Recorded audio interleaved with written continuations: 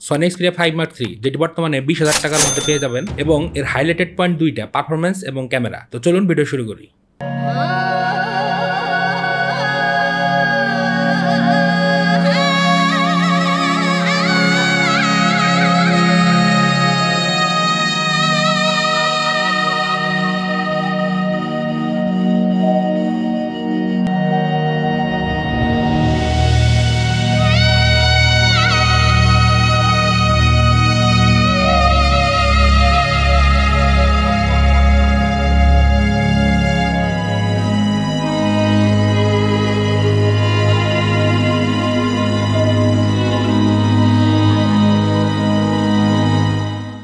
যে শর্ট ভিডিওটি দেখতে পেলেন এটি এই Sony Xperia 5 Mark III দিয়ে তোলা, যেটি 60 fps, 120 fps, 25 fps, 24 fps, 30 fps এই কয়েকটা fps এ তোলা এবং সেটার মিশ্রণ হচ্ছে এটি। তো 120 fps এর সর্বোচ্চ ক্যামেরা প্রো যে অ্যাপটা আছে সেটা দিয়ে ভিডিও করতে পারে, তার কোয়ালিটি তো দেখলেনি। আর প্রফেশনাল ফটোগ্রাফারদের জন্য এটার মধ্যে আপনারা জানেন যে Sony ইউজ করে ফটো প্রো যে অ্যাপটা, সেটটা বেশ হ্যান্ডি, কমফোর্টেবল এবং বেশ পাতলা। সেটটার ওয়েট হচ্ছে 169 গ্রামের মতো এবং থিকনেস হচ্ছে 8.2 mm, যা বেশ থিক এবং বেশ কমফোর্ট ফিল করবেন হাতে নিয়ে। এই বডিটা অ্যালুমিনিয়ামের, সামনে পিছে গরিলা গ্লাস 6 এর প্রোটেকশন দেওয়া আছে। তো বিল্ড কোয়ালিটি বেশ ভালো ছিল। ডেডিকেটেড কিছু কি দেওয়া আছে এই সাইটে, আপনারা ক্যামেরা কি পেয়ে যাবেন। হাফ প্রেসে সেটা ফোকাস করে এবং ফুল প্রেসে এটা ছবি ক্লিক করে ফেলে। এখানে গুগল অ্যাসিস্ট্যান্ট বাটন দেওয়া আছে, সাইডে সাইড মাউন্টেড ফিঙ্গারপ্রিন্ট দেওয়া আছে। ফিঙ্গারপ্রিন্ট স্পিড ভালো ছিল, আনলকিং স্পিড খারাপ বলবো না, মানে কাজ চালিয়ে নেওয়ার মতো, তবে মাঝে মধ্যে মিস করে। আর উপরে থাকছে ভলিউম রকা। আর সেকেন্ডারি নয়েজ ক্যান্সেলেশন মাইক পাবেন উপরে, তাছাড়াও এখানে 3.5 mm হেডফোন জ্যাক দেওয়া আছে। এখানে এলডেকেট সাপোর্টও পাবেন আপনারা। কোয়ালকমের ডেডিকেটেড অডিও ড্রাইভার দেওয়া আছে, সেটার ফ্যাসিলিটিও পাবেন।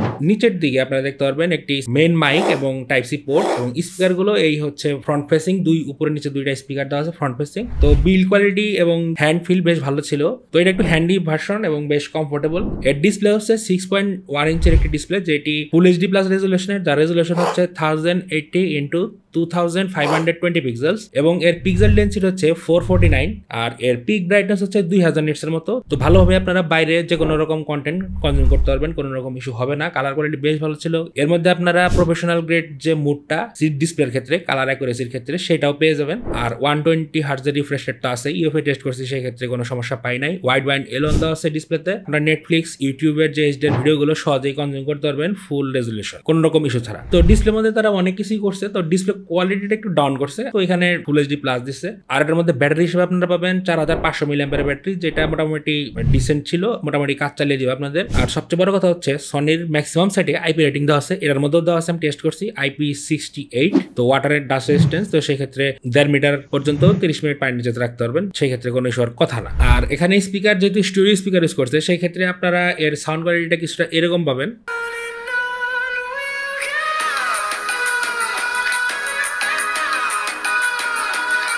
তো সাউন্ড কোয়ালিটি আমার বেশ ভালো লাগছে। সাউন্ড এবং ডিসপ্লে যে কোয়ালিটি, সেই দুটো মিলিয়ে আপনাকে একটা ভালো মাল্টিমিডিয়া কনজাম্পশনের এক্সপিরিয়েন্স দিবে। তবে এখানে একটা কথা বলে রাখি, এই সেটটা যে অ্যাসপেক্ট রেশিওর কারণে আপনারা ইউটিউবে ভালোভাবে ভিডিওগুলো ফুল রেজোলিউশনে দেখতে গেলে অনেক জায়গাগুলি ক্রপ করে নেয়। তো এই জিনিসটা খেয়াল রাখবেন। অপারেটিং সিস্টেম হিসেবে আপনারা এখানে সনির যে ইউআই সেটাই পাবেন। তো এটা বেশ স্টক লাইক ছিল, কিছু কিছু কাস্টমাইজেশন সনি করছে, তো সেগুলো ভালোই আছে। যেমন সাইড জেস্টার একটা অপশন আছে, সেখানে আপনারা সাইডে ক্লিক করলে মাল্টি উইন্ডোর যে অপশনটা সেটা পেয়ে যাবেন দুইটা অ্যাপ একসাথে চালানোর জন্য। তো এগুলো কিছু কিছু ফিচার তারা দিছে। আর এটার মধ্যে অ্যান্ড্রয়েড 13 চলতেছে, আর আপডেট আসবে না, কারণ এটা 13 পর্যন্ত আসবে। নভেম্বরের সিকিউরিটি প্যাচ আসছে 2023-এ, তারপর আর আসে নাই। তো ইউআই মোটামুটি স্টেবল, কোন রকম ক্র্যাশ দেখে নাই অ্যাপ। তবে একটা জিনিস বলবো, সেটা হচ্ছে প্রচুর ব্লোটার দেওয়া আছে। এটা জাপানিজ একটি সেট, মানে জাপানিজ ভেরিয়েন্টের সেট। আপনারা এগুলো ডিলিট করতে পারবেন, ডিসেবল করে রাখতে পারবেন, সেক্ষেত্রে ক্লিন একটা ইউআই এর ফিল পাবেন। ক্যামেরার ক্ষেত্রে যেটা বলবো, ক্যামেরা আপনারা ব্যাকে 3টা ক্যামেরা পাবেন, 12 মেগাপিক্সেল করে তিনটাই। আর টেলিফটো যে লেন্সটা আছে সেটা হচ্ছে পেরিস্কোপ টাইপের। এবং এখানে বলে দেই, মেইন যে ক্যামেরা সেন্সরটা আছে সেটা হচ্ছে সনির সেন্সর, সনি IMX 577। সামনের যে সেন্সরটা সেটা 8 মেগাপিক্সেলের, সেটা স্যামসাং এর সেন্সর এবং সেটার নাম হচ্ছে S5K4H7। তো সেটার কোয়ালিটিও খারাপ বলবো না, 8 মেগাপিক্সেল হিসেবে ভালো কোয়ালিটি দেয়। তো আপনারা এটা দিয়ে সর্বোচ্চ 120 fps এ ভিডিও করতে পারবেন। তবে ডেডিকেটেড যে ক্যামেরা অ্যাপটা আছে সেটার মধ্যে আপনারা 4K 30 তে ভিডিও করতে পারবেন সর্বোচ্চ। 0.7x এ আপনারা আলট্রা ওয়াইড পাবেন, 1x এ মেইন সেন্সর, 2.9x এ টেলিফটো জুম লেন্স, 4.4x এ টেলিফটো এবং হাইয়েস্ট 12.5x পর্যন্ত টেলিফটো জুম লেন্স যায়। এবং প্রত্যেকটা টেলিফটো জুম লেন্সের যে আমি বললাম যে 12.5x, প্রত্যেকটা ইউজেবল একটা ছবি প্রোভাইড করে এবং পিকচার কোয়ালিটি দেখতে পাচ্ছেন কিরকম। তো এগুলো মেন সেন্সর আলট্রা ওয়াইড এগুলো দিয়ে তোলা। তো মেন সেন্সরের কোয়ালিটি বেশ ভালো ছিল, ডাইনামিক রেঞ্জ ভালোভাবে ম্যানেজ করতে পারে। পোর্ট্রেট মোড পেয়ে যাবেন যেটা বোকে নামে পরিচিত, সেখানে বোকে কম বেশি করতে পারবেন। তো পোর্ট্রেট মোড এভারেজ ছিল, খুব একটা ভালো বলবো না, তবে প্রাইস হিসেবে খারাপ বলার কোনো উপায় নেই। আলট্রা ওয়াইড এবং মেন সেন্সর এর মধ্যে খুব একটা পার্থক্য পাবেন না এবং এটার মধ্যে পিছনে জাইসের কোটিং দেওয়া আছে, সেক্ষেত্রে লেন্স ফ্লেয়ারটা কম আসে। আমি এখানে কিছু ছবি তুলছি, লেন্স ফ্লেয়ার খুবই কম আসছে। এখানে সান একবারে ডাইরেক্ট আমার ক্যামেরার সেন্সর উপরে পড়ছিল, তারপরেও দেখেন সাবজেক্টটাকে কিন্তু ভালোভাবেই ম্যানেজ করতে পারছে। তবে কিছু কিছু সময় ব্যাকগ্রাউন্ডটা জ্বালিয়ে ফেলে, এটা আমি খেয়াল করছি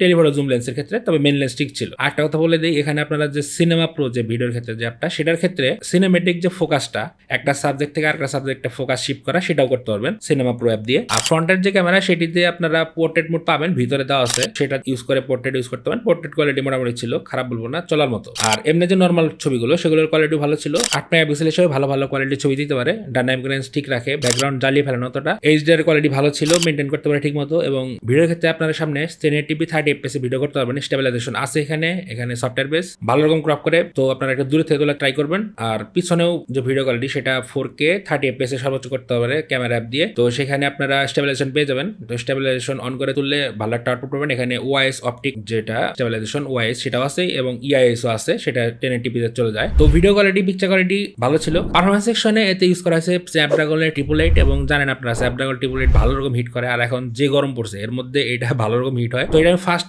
এর বেসিক ক্যামেরার ক্ষেত্রে আমি যখনই ক্যামেরা বাইরে শুট করতেছি দেখতেছি মানে 10-15টা ছবি তোলার পরে এটার মধ্যে ক্যামেরা হিটিং যে ওয়ার্নিংটা সেটা আসে ক্যামেরায়। তো হিট সিগন্যাল আসলে একটু অফ করে রাখবেন, তারপর আবার ঠিক হয়েছে। তো এটার মধ্যে LPDDR5 এর র্যাম ইউজ করা হয়েছে 3200 মেগাহার্টজ এর এবং এটার মধ্যে স্টোরেজ পাবেন UFS 3.1 এর স্টোরেজ হিসাবে। এটার মধ্যে 120 GB এর মতো দেওয়া আছে আর র্যাম আপনারা 8 GB মতো পাবেন। আমি কিছু বেঞ্চমার্ক রান করছি, তার মধ্যে ফার্স্টেই আমি ট্রাই করছি CPU থ্রটলিং, সেখানে 74% রেজাল্ট আসছে, মানে ভালো রকম গ্রাফিক ডাউন হয়েছে। তারপর কাজ চালিয়ে নেওয়ার মতো। তো এর জিপসি স্কোর আসছে 2,670,000 আর তারপর টেস্ট করছে আন্তত বেঞ্চমার্কের স্কোর ছিল 8,08,090 এবং টেম্পারেচার যথাক্রমে 38 থেকে 39-40 এর মধ্যে চলে যাচ্ছিল। তারপরে স্টোরেজ টেস্ট করছি UFS 3.1 এটা স্টোরেজ, সেক্ষেত্রে এটা স্কোর পাইছি 59,812। রিড স্পিড পাইছি 449 মেগাবাইট পার সেকেন্ড এবং রাইট স্পিড পাইছি 418 মেগাবাইট পার সেকেন্ড। তারপর ট্রাই করছি গিগব্যাংক 6 এর স্কোর ছিল সিঙ্গেল স্কোরে 1522 এবং মাল্টি করে 3561। তো খুব একটা খারাপ বলবো না স্কোর, 888 স্কোর এরকমই আসে আপনারা জানেন। গেম ট্রাই করছি একটা পাবজি দিয়ে শুরু করি। পাবজিতে আমি আলট্রা এইচডিআর সেটিং এ খেলছি, তো সেই ক্ষেত্রে আমি কোনো রকম ফ্রেম ড্রপ পাইনি,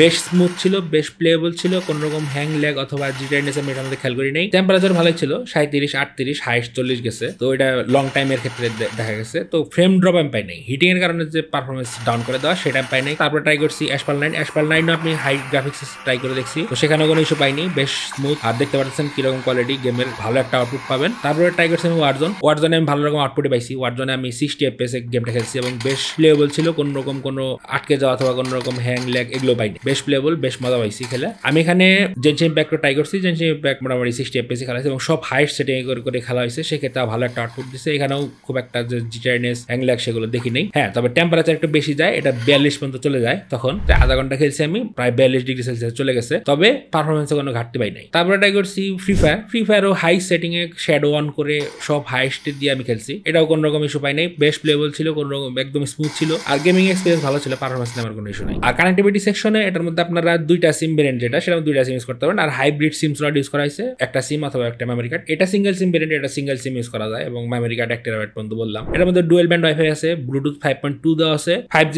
সাপোর্ট তো পেয়ে যাবেন, ক্যারিয়ার এগ্রিগেশন আছে, 4G প্লাস ওঠে, এটার মধ্যে কোনো রকম ইস্যু পাইনি। কলিং এবং ডাটা ইউজের ক্ষেত্রে কোনো রকম ইস্যু পাবেন না এবং নেটওয়ার্ক স্পিডও ভালো পাইছি, মানে নেট স্পিডও ভালো পাইছি, দুইটাতেই। ইন সামারিতে বলা যায় ভালো ক্যামেরা, ভালো হার্ডওয়্যার এবং বেশ স্লিম এবং বেশ প্র্যাকটিক্যাল এবং হ্যান্ডি একটা ডিজাইন দিয়ে তৈরি করছে সেটটা, বেশ ফ্লুয়েন্ট, আপনি মাল্টিটাস্কিং করতে পারবেন। অ্যান্ড্রয়েড 13 দেওয়া আছে এবং সবচেয়ে বড় ব্যাপার হচ্ছে প্রাইসটা 20,000 টাকা। 20,000 টাকায় এই প্রাইসে এই এত কিছু দিয়ে, মানে খুব কম অপশন আছে বাজারে, যেগুলো আছে সেগুলো আপনারা দেখছেন, আমি ভিডিও করছি।